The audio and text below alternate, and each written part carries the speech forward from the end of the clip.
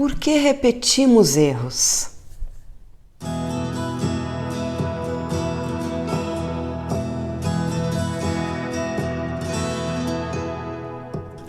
Eu sou Yara Restini, uma mulher vivida que quer ajudar você a conquistar a felicidade plena. E quero falar hoje sobre os porquês da gente ficar repetindo histórias amorosas infelizes na nossa vida. Quando a gente emerge de uma história infeliz e do seu final, que na maioria das vezes é cheio de sofrimento, a gente acredita que finalmente aprendeu.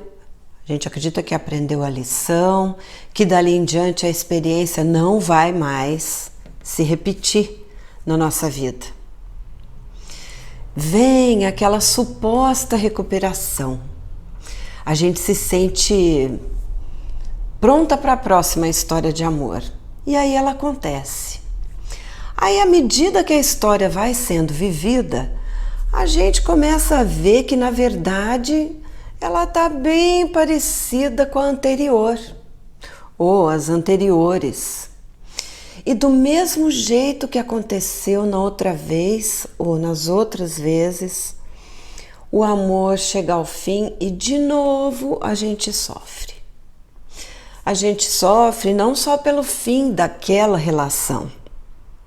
A gente sofre por ter entrado de novo em algo que a gente já deveria saber, né? Que não ia dar certo.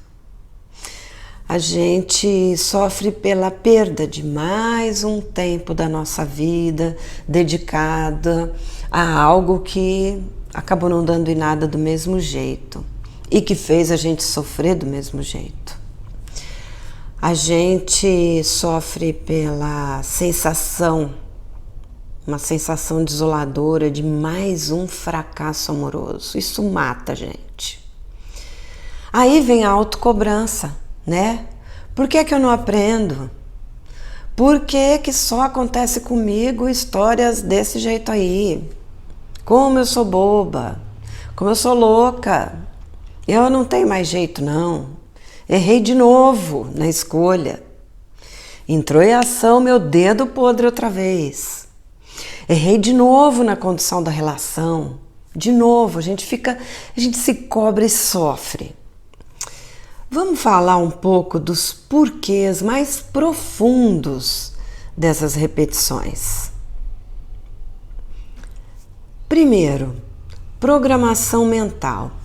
A nossa mente, ela tende sempre a ir pelo caminho que ela já conhece, mesmo que nesse caminho esteja envolvido sofrimento ou fracasso amoroso.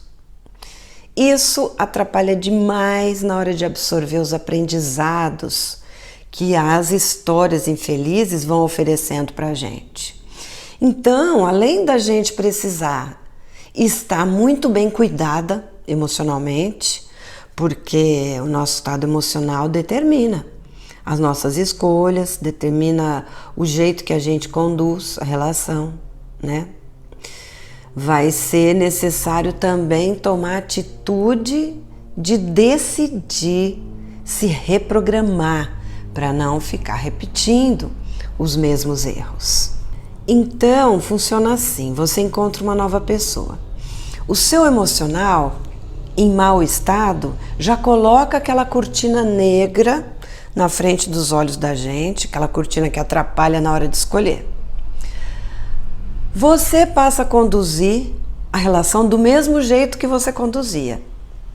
E aqui vai se somar esse seu mau estado emocional. E a facilidade que a nossa mente encontra de ir por um caminho já conhecido, mesmo que sofrido, entra aí também. Parece loucura, né? Mas a nossa mente é assim. Para se proteger, ela conduz você por onde ela já sabe, por onde ela já conhece, mesmo que tenha sofrimento envolvido aí nas lembranças. Porque a sua mente sabe também que aquilo fez você sofrer, mas você sobreviveu, apesar de ter sofrido. Então ela sabe que dá para aguentar e que não vai ter surpresas, que ela tem que encontrar soluções novas. Afinal, os problemas são todos velhos conhecidos da nossa mente nessa história que está começando aí, errado já. E como os nossos relacionamentos são reproduções da relação que a gente tem com a gente mesma, a gente acaba procurando pessoas que vejam a gente da mesma forma que a gente se vê. Algumas pessoas, aliás, se lançam em relações abusivas, se deixam envolver por abusadores, por exemplo, porque ela mesma também se trata de forma abusiva. Ou seja, ela se desrespeita, ela se tortura com cobranças, ela se acusa injustamente, ela se menospreza, ela se trai, e aí ela acaba procurando pessoas que façam exatamente as coisas que ela faz com ela mesma. Pessoas que vão tratar ela do mesmo jeito que ela trata ela mesma. Segundo, impressões da infância. Durante a primeira infância, a gente absorve muitas informações e muitas emoções familiares de forma não consciente. Em cima dessas impressões, a gente constrói uma cadeia de comportamentos que servem como uma defesa para nós. Por exemplo, uma criança que viu seus pais ali infelizes, brigando o tempo todo, até que por fim eles acabaram se separando. Aí em seguida a criança vê a mãe triste, chorando, desiludida com a vida. Essa criança, ela não sabe que essa fase é assim mesmo e que depois a mãe vai ficar bem, isso vai passar. Ela não compreende que aquilo aconteceu com os pais e que não é com todo mundo que acontece. Então, a mensagem que fica na mente dela é: não se relacione jamais, porque olha lá, como é ruim, como é infeliz. Aí depois, na vida adulta, sem saber nem porquê, ela sente essa sensação que está na memória, mas não muito clara, e passa a sabotar as próprias relações. Mesmo desejando e sonhando ter alguém, ser feliz e formar uma família. Outras pessoas nem conseguem se relacionar, porque dependendo do trauma, nas lembranças dela, ela pode se fechar totalmente para o universo afetivo e não conseguir se relacionar.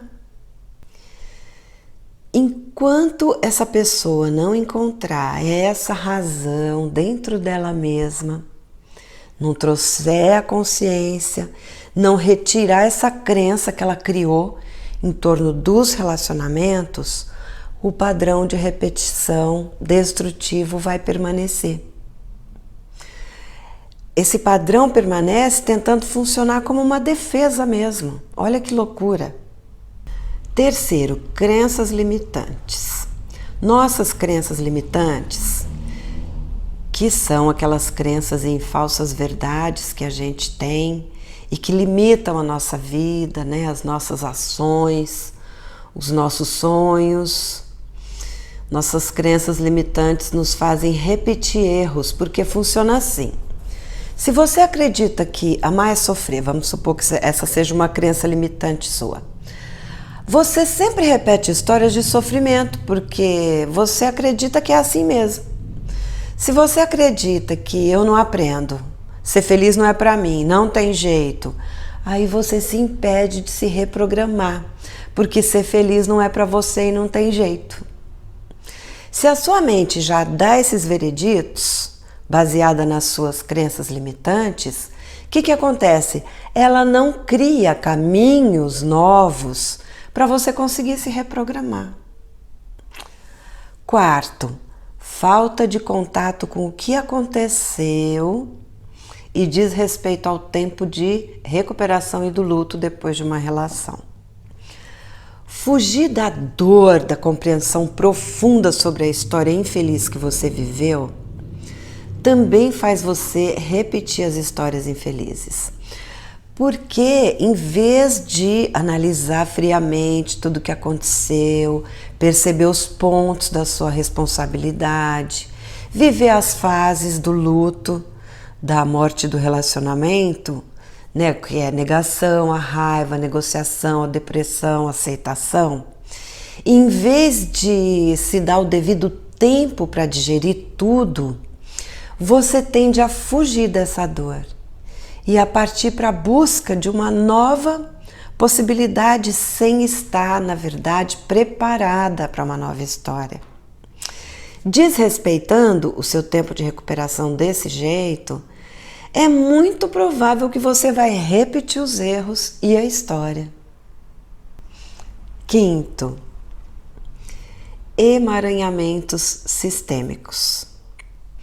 Experiências vividas e fatos difíceis ocorridos ao longo da história da vida pessoal ou mesmo da vida de gerações anteriores da sua família, principalmente sua mãe, podem estar por trás das dificuldades amorosas e podem constituir amarras para a sua vida. Essas amarras são chamadas emaranhamentos sistêmicos. Essas amarras nada mais são do que dinâmicas inconscientes que fazem a gente ficar atado a histórias de sofrimento do passado das mulheres da nossa família. É como se a gente tendesse a permanecer leal ao destino e ao comportamento das mulheres da nossa família, de outras gerações. Isso acontece como consequência da nossa consciência moral, né? Essa consciência moral nos mantém inconscientemente presas a destinos, histórias e padrões de comportamento vivenciados no nosso sistema familiar.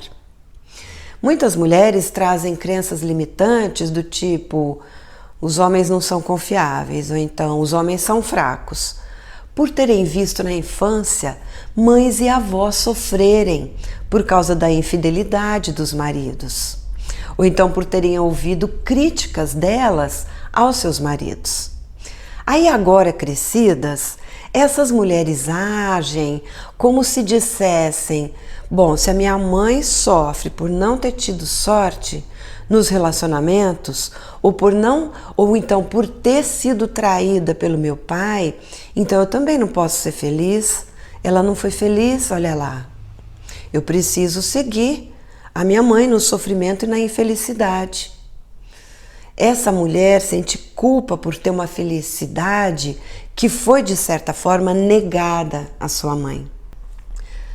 Assim, repetindo o mesmo destino de infelicidade das suas mães e avós, essas filhas e netas atraem homens que abandonam, que traem, que desrespeitam e se sentem com a consciência tranquila, apesar de se fazerem infelizes.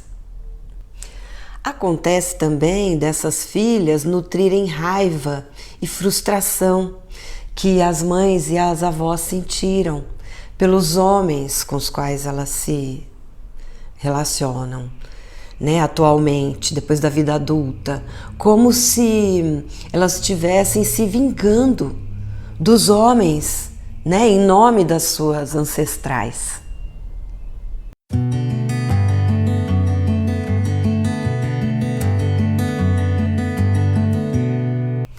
Como trabalhar isso em você? Para se libertar desses emaranhamentos sistêmicos e passar a fazer diferente, é preciso identificar onde esse destino das mulheres da família se iniciou. Trazer a sua consciência, saber das histórias. Uma coisa que ajuda é perguntar aos pais, avós sobre a história familiar. Como foi a vida amorosa nas gerações passadas? Para ver se estão acontecendo repetições dessas histórias agora na sua vida. O quanto isso está interferindo na sua vida amorosa. É importante saber dessas histórias. Existe um exercício sistêmico que ajuda você a honrar o destino das antigas gerações da sua família. Sexto, nossa criança interior ferida. A nossa criança interior ferida determina muitos dos nossos sentimentos, comportamentos e reações nos relacionamentos. E com isso, pode nos levar a escolher errado e a conduzir a relação de forma errada também. Além de provocar essas confusões em outros setores da nossa vida, além do setor amoroso. Muitas repetições de erros podem ter tido como base essa menina que você tem aí dentro, cheia de lembranças, de mágoas, que nem vêm à sua consciência de forma clara. Ficou guardado muito lá no fundo, né? Essa criança cheia de dificuldades, de entender maduramente as situações, cheia de inseguranças e de medo, de abandono, cheia de sentimentos de rejeição.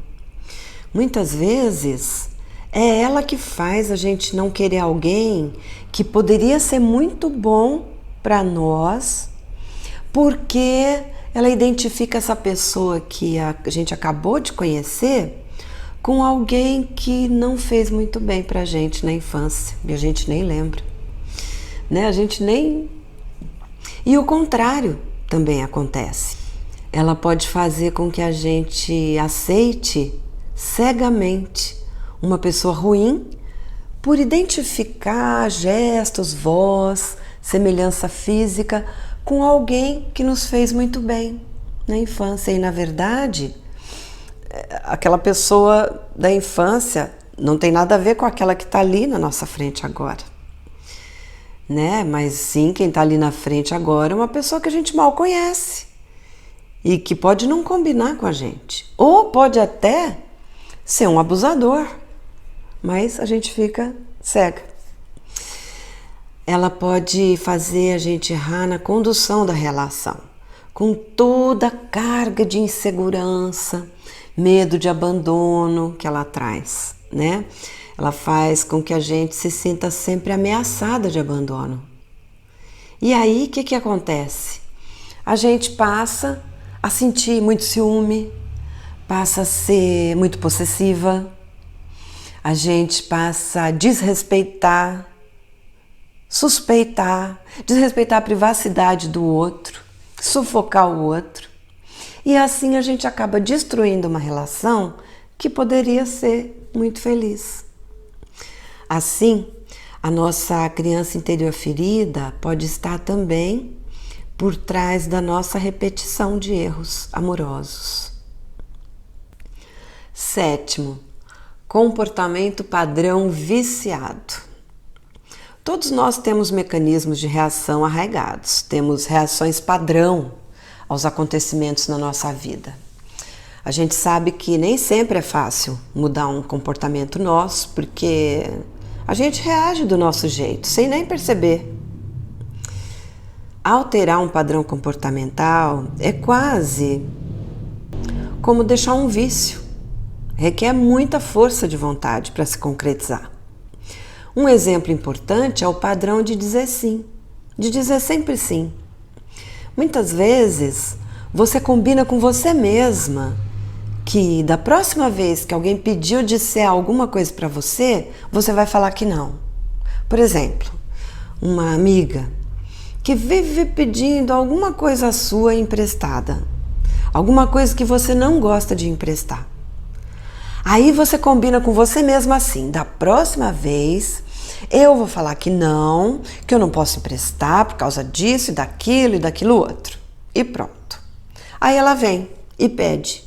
E antes mesmo de você pensar, você já está respondendo, tá, pode pegar.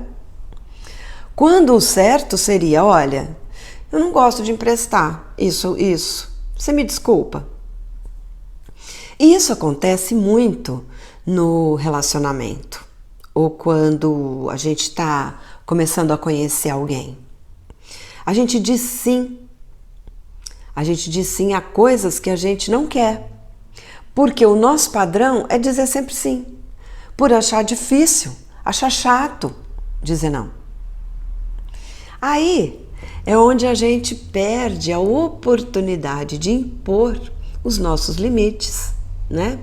É onde a gente, se estiver conhecendo alguém e começando aí uma história, já começa a desenhar o relacionamento de um jeito errado. Porque a gente já começa passando por cima da gente, feito um trator, né? E aqui entram outros motivos, né? Claro, além do padrão de reagir dizendo sempre sim, né? Mas esse padrão é o que dispara antes mesmo da gente pensar na resposta. Lógico que aqui entram outras coisas, né? Baixa autoestima, insegurança, a criança interior ferida. Outro exemplo é o padrão de reagir mal, quando a pessoa diz que vai se encontrar com os amigos, ou vai na casa de um irmão, da mãe, sei lá, em vez de ir na sua casa. Você sabe que não tem nada demais, que poderia responder tranquilamente. Ok, amanhã a gente se vê então. Mas aí você já criou aquele vício de já implicar. Quando você se dá conta, você já reagiu mal, né? Segundo um padrão que você estabeleceu aí para essas situações. Experimentos científicos comprovam que emoções e pensamentos viciam como se fossem drogas. A heroína, por exemplo, utiliza os mesmos receptores nas células que as nossas emoções utilizam. Olha que loucura! Nossa zona de conforto emocional, ela é muito sedutora. Ela oferece segurança, ela engana a gente com relação a quem nós somos. Ela puxa a gente para uma espiral de sensações que não são genuínas, elas foram desenvolvidas como forma de nos defender, de nos proteger de alguma coisa.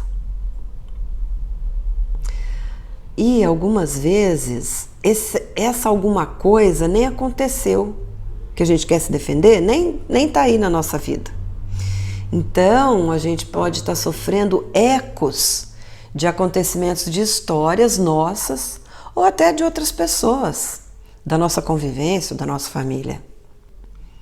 A gente também erra quando tenta evitar erros a qualquer custo. É o excesso, né? Muitas vezes a gente se apega a lembranças de um amor do passado ou de amores do passado para impedir que novos amores aconteçam.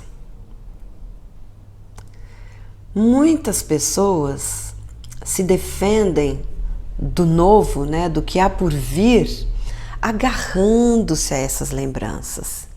E às vezes idealizando relacionamentos passados que no final nem foram tão bons assim.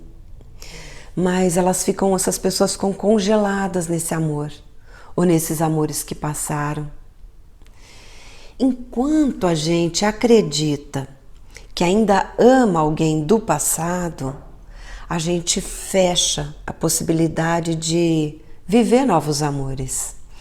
E assim, lá no fundo, a gente pensa que está se protegendo de se machucar de novo. Esses amores congelados são zonas de conforto, para quem quer evitar o encontro com uma vivência desconhecida, né? Com o que é imprevisível. E isso acontece porque a gente tem uma tendência à acomodação. Por medo da gente se ferir numa outra história, a gente se habitua a sofrer as dores de sempre, fica só lembrando daquele amor, né? Porque pelo menos aquela história lá já é velha, conhecida, a gente já sabe como lidar com elas, né? Ou pensa que sabe lidar com elas. Claro que não existem garantias de que não vão acontecer sofrimentos novos na nossa vida, mas se a gente ficar imobilizada por experiências negativas, a gente vai se impedir de dar passos que podem nos levar à felicidade, né? Porque é totalmente possível a gente seguir em frente, criar novas regras, aprender a não cair nas armadilhas das histórias passadas que aconteceu, que nos fizeram sofrer de repente, né? Sem repetir padrões nocivos, é possível. Conclusão. Quando a gente lança um olhar para as explicações da repetição das histórias amorosas infelizes e quando a gente compreende esses porquês, a gente consegue perceber que o único caminho para interromper o processo é o autoconhecimento. A gente precisa se conhecer profundamente, né? Para conseguir trabalhar a nossa mente, as nossas impressões da infância, trabalhar as nossas crenças limitantes, a nossa falta de autorrespeito, a nossa falta de respeito aos nossos tempos de recuperação depois de uma relação, trabalhar os nossos emaranhamentos sistêmicos, a nossa criança interior, né? Trabalhar os nós da nossa relação com a nossa mãe, os nossos excessos equivocados, né? Para autopreservação. Trabalhando tudo isso dentro de nós, aí a gente consegue ter atitudes persistentes para a gente se libertar do padrão de repetição.